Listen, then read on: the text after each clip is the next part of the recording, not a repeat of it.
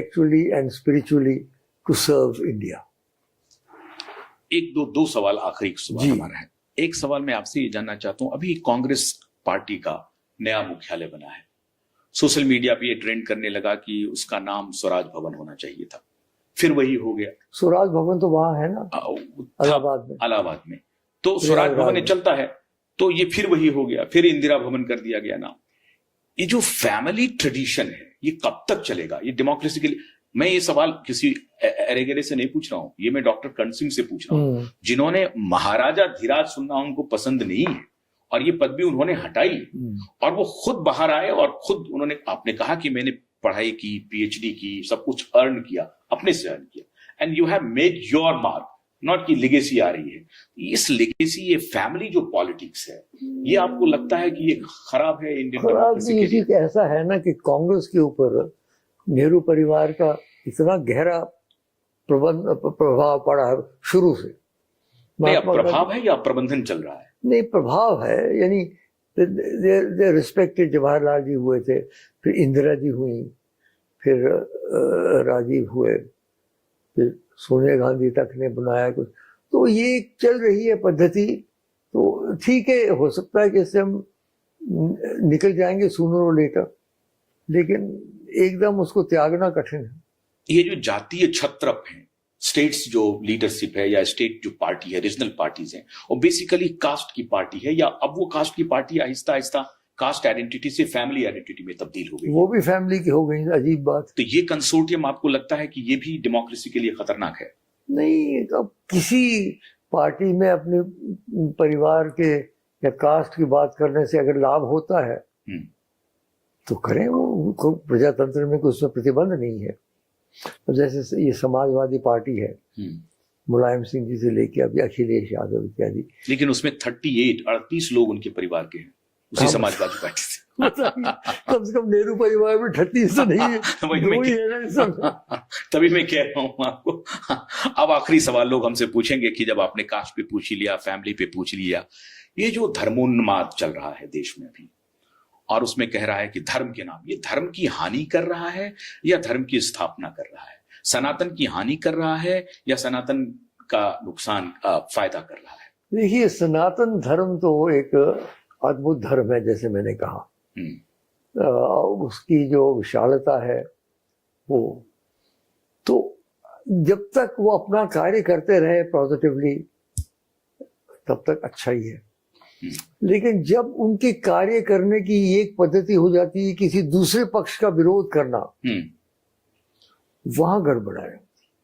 सनातन धर्म के उत्थान, मैंने विराट हिंदू समाज की स्थापना मैंने की 1952, वो तो आपने पूछा ही नहीं। उसी से तो चले ये बड़े बड़े सम्मेलन 10-10 लाख के लोग हुए थे, मैंने की थी, मेरी अध्यक्षता में हुए थे। ये क्या बताएंगे मुझे सनातन धर्म के बारे में? मैंने देश विदेश में लेक्चर किया अपने हिंदू धर्म पे, लेकिन उसमें ही जो मैंने कहा, एक हमें चूज करने की क्षमता होगी, क्या चीज पॉजिटिव है, क्या चीज ठीक है। अयोध्या में हुआ, अंततः जाके कोर्ट ने फैसला किया, उसके बाद अपने राम मंदिर पर ठीक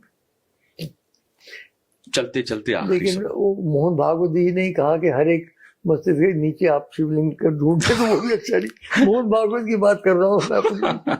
मोहन जी ने जो कहा था नहीं, उसमें लोग कह रहे हैं कि वो योगी को टारगेट कर रहे हैं। अब वो पता नहीं, मैंने उसके ऊपर शो किया तो बहुत सारे रिएक्शन आए योगी जी के समर्थन में, मोहन जी के विरोध में। आंतरिक चक्कर में मैं नहीं पढ़ना चाहता हूँ। क्या है, मैं अभी कहीं पढ़ रहा था, फिल्मी दुनिया में बहुत सारी चीजों को मैं देख रहा था, तो मैंने देखा क्या कि मधुबाला जो हॉलीवुड की मार्लिन मुनरो और ग्रेटा गार्बो से उनकी तुलना होती थी, और उस वक्त ये आपके दौर की हीरोइन है, सबसे सुंदर है 1952 में। लेकिन सर्वे आया तो वो चौथे नंबर की सबसे हसीन, मुझे तो सबसे हसीन लगती, फ्रैंकली। आपको सबसे हसीन लगती? तो जुल्फिकार अली भुट्टो उनसे शादी करना चाहते थे, मधुबाला से। अरे, दिलीप कुमार करना चाहते थे। दिलीप कुमार से तो बहुत लंबा चला उनका, और फिर उनकी तकरार भी हो गई।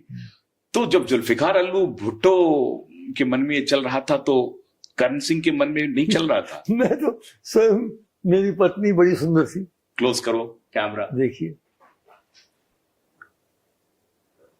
मैंने किसी और स्त्री की तरफ कोई ध्यान ऐसे नहीं तो देखा। आपका ये लव मैरिज था या नहीं, लव तो हुई नहीं? मैरिज था, अरेंज मैरिज था। नेपाल की राजकुमारी थी ये। नहीं वो तो मुझे मालूम है। और शादी हुई जब वो 13 साल की थी, मैं 19 साल का था। तो सारी उम्र हम इकट्ठे रहे, 60 साल तक मेरे साथ रही है। 15 वर्ष हो गए थे, चले गए। तो मधुबाला मुझे सबसे, अगर आप सुनेंगे, सबसे सुंदर एक्ट्रेस मधुबाला थी, नो डाउट अबाउट इट। कोई भी उनके मुकाबले की सुंदरता में नहीं। एक्टिंग में Nargis was very good, she was a great actress. तो कभी, अभी आपने हालांकि डिनाई किया, लेकिन कभी मन में हुआ नहीं कि आप राजा हैं कभी? ना बिल्कुल नहीं, वैसे उसको राजा नहीं हूँ। लेकिन मधुबाला आपको? मधुबाला कभी मिली नहीं, कहाँ मिली थी, लेकिन देखते थे। और एक्टर मेरे फेवरेट थे पृथ्वीराज चौहान। ये चौहान नहीं, सॉरी, पृथ्वीराज कपूर। ये दूसरे कपूर जो बाद में आए, ये तो कुछ नहीं है उनके मुकाबले। पृथ्वीराज कपूर का जो आपने देखा मुगले आजम में, मुगले आजम, उसी पे सारी फिल्म चली वो अकबर पे। तो मुगले आजम में मालूम है दिलीप कुमार और मधुबाला की बातचीत बंद थी, फिर भी उन्होंने कैसा एक्टिंग किया। और पृथ्वी वल्लभ लिखी थी एक के मुंशी ने फिल्म, उसमें उन्होंने एक्ट किया। तो मेरी फेवरेट एक्टर था पृथ्वीराज कपूर और फेवरेट एक्ट्रेस थी मधुबाला। गाने का शौक है बहुत, क्लासिकल और डोगरी गाना, folk music, classical Indian music, rock music. तो क्लासिकल में सबसे बेहतरीन आप किसे मानते हैं? यही किशोरी अमोकर बहुत अच्छी गाती, केसर बाई केरकर। पहले जो हम बचपन बापूजी जाते थे इन सम्मेलनों में, बहुत शौक। केसर बाई केरकर बहुत अच्छी गाती थी, और किशोरी अमोकर भी बहुत अच्छा गाती। लता और रफी से कभी मुलाकात हुई आपकी? नहीं, मुलाकात नहीं हुई, लेकिन वो सुनते रहे सारी उम्र। लता से हुई, मैं कहा लता जी आपका सबसे अच्छा गाना है वो जो क्यों मैंने प्यार किया, वो था ना, मैं शब्दों से पूरे नहीं से याद। किस लिए मैंने प्यार किया? नहीं है वो, खैर व्हाटएवर इट वाज, था गाना बहुत अच्छा, शुद्ध कल्याण राग में। वाजपेयी जी का मैं एक दिन इंटरव्यू देख रहा था, तो वो कह रहे थे कि शैलेंद्र और मदन मोहन के जो संगीत हैं वो पसंद हैं। तो म्यूजिक डायरेक्टर में किसी को पसंद करते हैं आप? मैं ज्यादा नहीं, आई कांट, उसमें बहुत ज्यादा रुचि, सुनना पसंद करते हैं। और रफी और लता का तो क्या जोड़ी बनी थी, सुननी आवाज। अब आखिरी संदेश देश के लिए और दुनिया के लिए, दैट कैन बी मेमोरेबल, है कि भारतवर्ष को विशाल बनाइए, भारतवर्ष को एक ऐसा बनाइए जिसमें सब जो भारतवासी हैं आनंद से रहें, और गरीबी दूर हो। ये गरीबी जब तक हमारे पीछे है, तब तक हम अपने आप को वास्तव में स्वतंत्र नहीं कह सकते। जब लाखों लोग हैं भैया, जो बरसात में भीगते हैं, गर्मी में तरसते हैं, सर्दी में कांपते हैं, पूरा भोजन नहीं मिलता, हम कैसे कह सकते? हजारों करोड़ों बच्चे हैं जिनको पूर्ण पर्याप्त भोजन नहीं मिलता। तो ये जब तक ये दूर नहीं होगी ना, तब तक जो भारत महान हम कहते हैं, वो महानता में थोड़ी सी कमी रह गई। कहते हैं कि भारत में लोग राजा को कभी पूजते नहीं है, ऋषियों को पूजते हैं, फकीरों को पूजते हैं, वैसी भूमि है। है कुछ। तो आपका भी मन उसी फकीरी में लगता है, उसी ऋषि परंपरा में? ऋषि परंपरा में तो शंकर भगवान का भक्त हूँ जी। वो तो पूरा कश्मीर वो बैठे हैं, शंकर भगवान अपने कैलाश में आनंद होकर बैठे। तो मैं तो उन्हीं की कृपा, मुझे लोग पूछते थे आपका सीक्रेट वेपन क्या है, मैंने कहा ये है मेरा सीक्रेट वेपन, देख लो।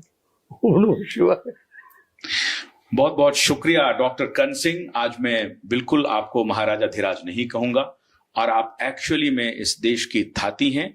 और अभी हमारे अग्रज प्रकाश जी ने जो कहा कि आपको भारत रत्न मिलना चाहिए, मिलना नहीं चाहिए, ये हम सबका डिमांड होना चाहिए।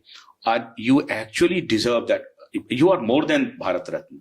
तो गांधी को भारत रत्न नहीं मिला, लेकिन मैं समझता हूं कि अगर पंडित नेहरू को 1955 में ही भारत रत्न मिल गया, डॉक्टर कर्ण सिंह को तो निश्चित रूप से भारत रत्न मिलना चाहिए। तो और आज नहीं तो कल निश्चित रूप से भारत सरकार इस पर बात करेगी भी। नरेंद्र मोदी जी को कुछ कहना चाहेंगे? क्या कहूंगा नरेंद्र मोदी जी, कुछ भी शुभकामना देता हूँ। बहुत बहुत शुक्रिया। Thank you very much, thank you very much, thank you sir, thank you.